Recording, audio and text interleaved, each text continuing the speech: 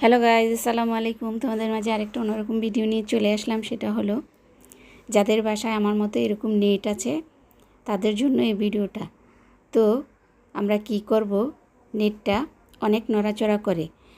তো আমরা এটাতে একটা বোতলের ক্যাপ এভাবে নেটের দুই ফাঁকের মধ্যে এটাকে ঢুকিয়ে দিব।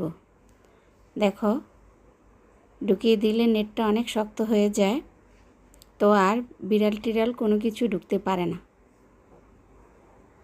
তো এই নেটগুলো দেওয়ার কারণ হলো মশা মাছি যাতে ঢুকতে না পারে, সেজন্য, আমাদের সেফটির জন্য। তো তোমরাও এভাবে নেটে এরকম বোতলের ক্যাপ লাগিয়ে নেবে।